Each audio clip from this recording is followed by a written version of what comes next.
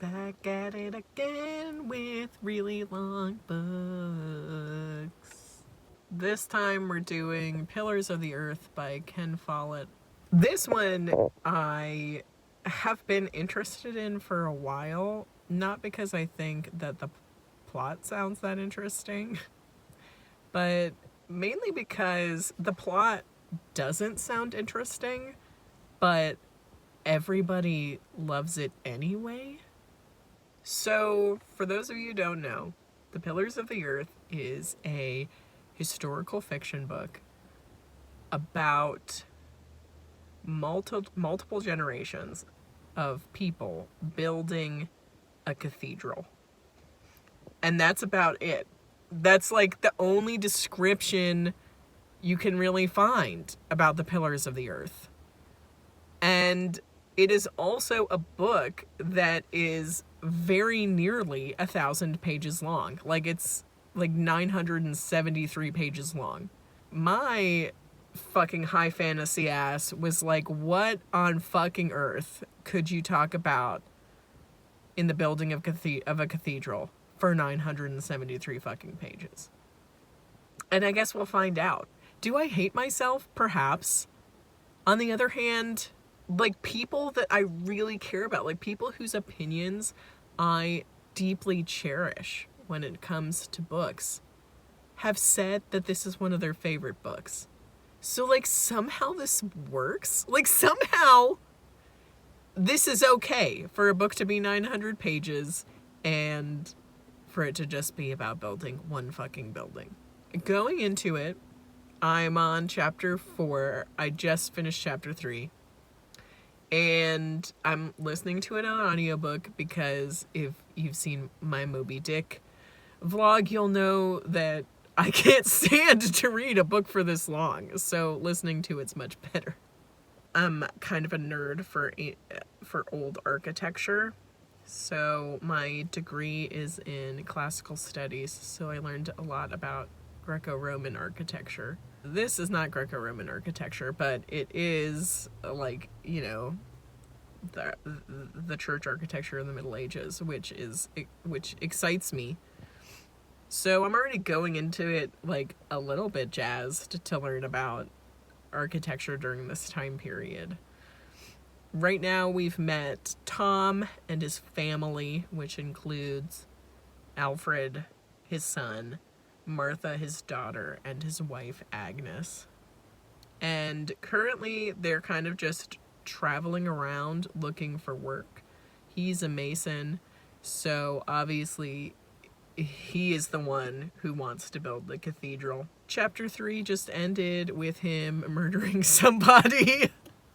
So, yeah. So far, the most exciting part of the book has been the prologue, in which some lady cursed, like, this whole fucking town. So I'm excited to see that come back into play. We'll keep you posted as I spend fucking a month of my life trying to trudge through a 973 page book. Let's walk and talk, shall we? So I just got to fucking chapter 2 in The Pillars of the Earth. And I don't like this format. This format makes me feel like I'm going backwards rather than forwards, which, considering it's a 900 fucking page book, makes me so fucking upset. But whatever. Okay. So, chapter 2, Agatha died in childbirth. And Tom... Okay. So, like, you can tell it's written by a man, because Tom's wife dies and he abandons the baby, he exposes the baby, which unfortunately was typical. He regrets exposing the baby and is like, I have to go back, and proceeds to go back. And while he's there, he thinks that he's delusional and that this angel has come to him, this angel who looks familiar because he's met her before. And she's wearing a coat, and underneath the coat she's absolutely naked in the winter time. They proceed to have sex, just like in the forest, while he's looking for his brand new baby. So yeah, that's that's him. That's Ellen. So Ellen was the angel. He didn't really meet an angel. They're gonna get married now. Which I was just what annoys me about this is that the whole time he's calling Agatha ugly, and Ellen was hot, and he thought that Ellen was beautiful, and he was lusting after this bitch before like his wife was dead. And then on top of that, Ellen is like, you know, I loved you from the first moment I saw you, and I knew that you loved your wife, so I didn't want to get between y'all.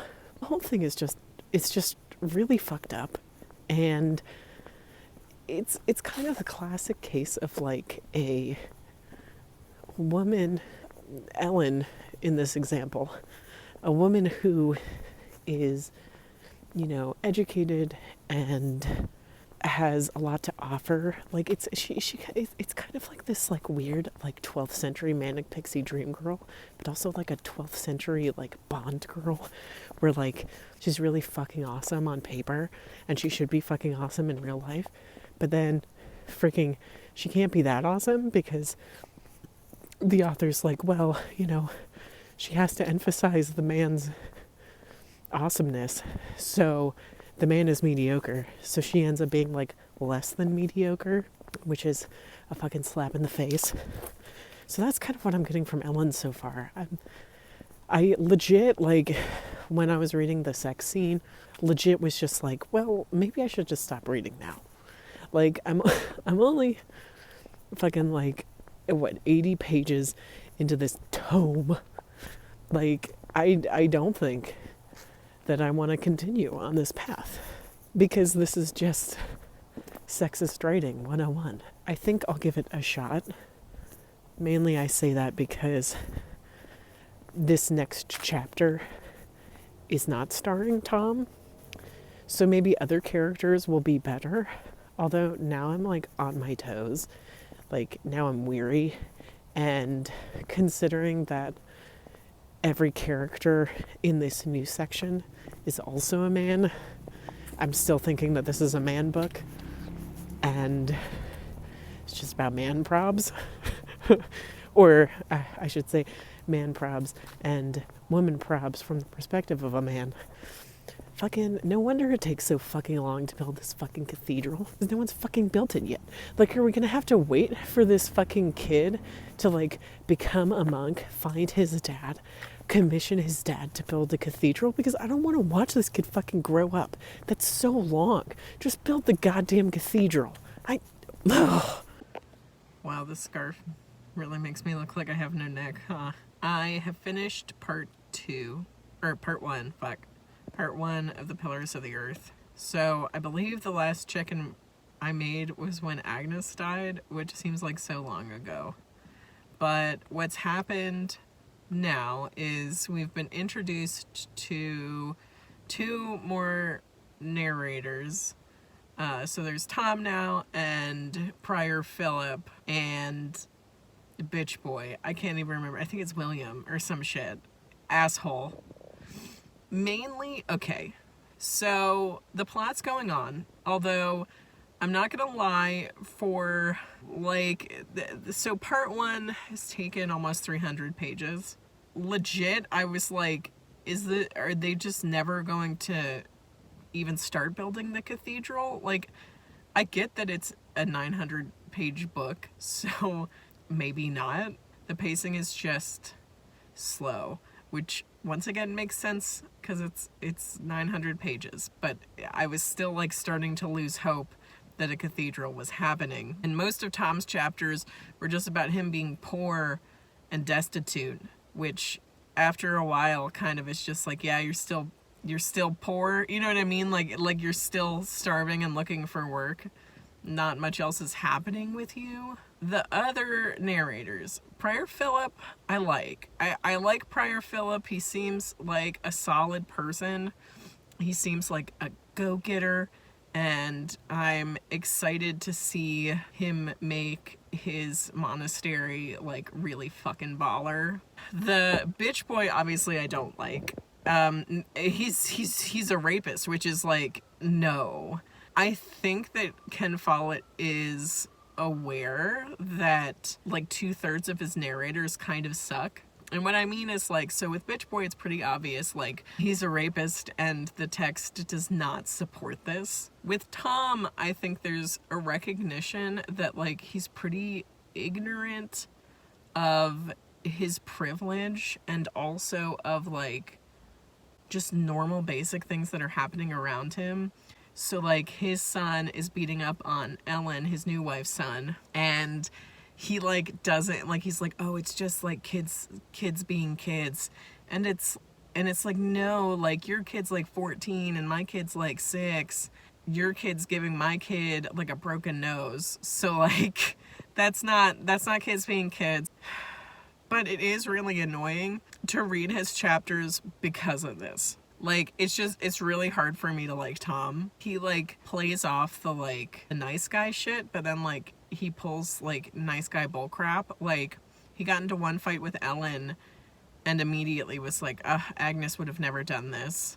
And it's like, yeah, because they're two separate people. Like, he made mention, like, isn't it just supposed to be, like, you know, a husband and wife never disagree? And essentially what he meant by that was, like, a wife never disagrees with her husband, which of course is crap. I think one of the, like, things in this book that makes it frustrating to read, and I think, once again, I think that it's purposeful. I understand that it's purposeful. I understand that Ken Follett is trying to is making realistic male characters during this time period and trying to look at this from a feminist angle. I'm not saying that it's not purposeful or that I don't get it. What I'm saying is that it is still annoying to read.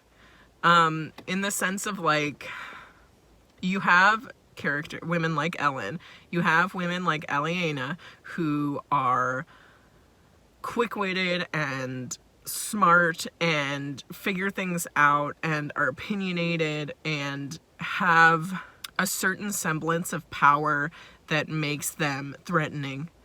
And then they're surrounded by the narrator of the section, who is this, like, man who fucking doesn't get it. And, like, I think that Aliena's is worse because her narrator is the rapist. But with Tom, it just stinks too. So, like, on one hand, all of the female characters are really great. On the other hand, I think that a better feminist lean would have been to actually make one of those characters a point of view character. But maybe that's for the future. He needs to switch perspective to something that Ellen's doing. He'll switch to her son, Jack, but, like, not to Ellen. Like, there's very few times so far where, like, Ellen has actually been, like, the one that the third person narrator follows. That just, like, doesn't sit well with me. I don't know. I think that Follett's doing a good job. I'm not trying to say that.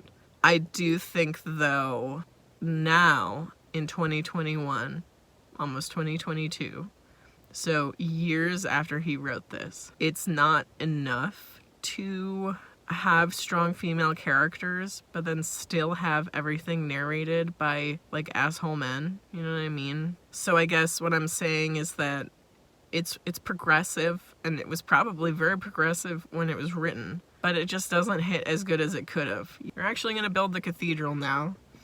Jack, the kid, burned down the old cathedral, which, like, I kind of liked. I was like, this is definitely a decision that's going to bite people in the ass in the future. But you know what? I'm into it. And frankly, I think that, like, it probably benefited from being burned down.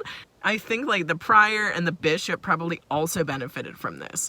So I'm hoping that when it finally comes to light, they're at a place where they can realize that while this was a bad choice, it actually was shady, but ethically, like ethically shady, but kind of beneficial to them. I'm hoping some, like, big Slytherin vibes come in, and then they're like, oh, it's okay. I guess we'll figure it out. I hope Aliena's okay, too.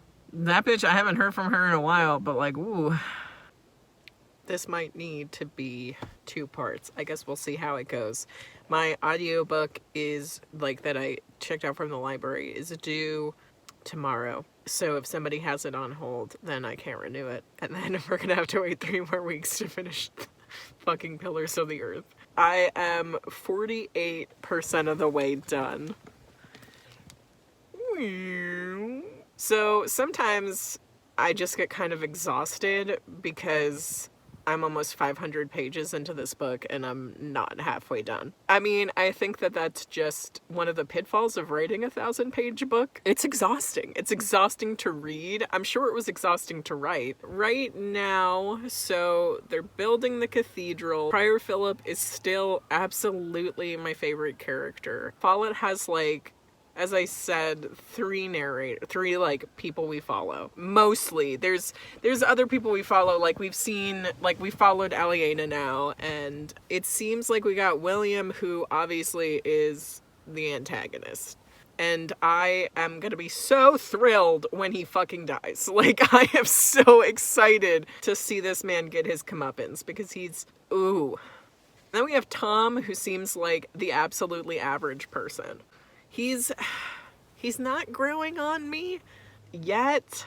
He's all right. I think that he's beginning, or he was at least the last time he spoke with Ellen, beginning to understand that some of his behavior was unacceptable. So hopefully in the next 500 fucking pages, he gets more character development. God, I'm like, so the idea of 500 more pages of it, not that I'm not enjoying it, just that that's so daunting still. It's so daunting that I can't even feel excited about the fact that I'm halfway through the book. There's another massive book in between me and the finish.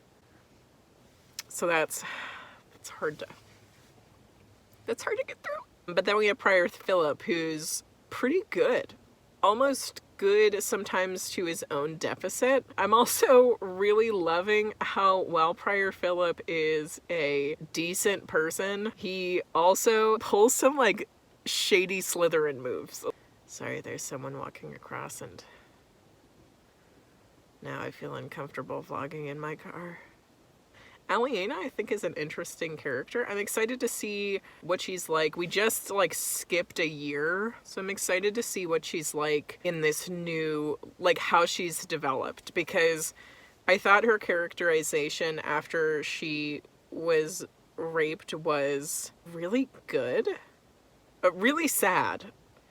When I say good, I mean, I felt like it was grounded in facts, like grounded in research, grounded in like people's narratives. In a lot of ways, she was acting like a really horrible person. She was doing really horrible things to get where she needed to be. The fact that she was raped compounded with almost the impossible task of making her brother a knight, making him able to be in line for their father's earldom, also like making money. Like they were destitute. They had absolutely nothing to do this, and frankly less than nothing, because she was a woman trying to do this. She did some really cruel things and had some really cruel responses, which tracks.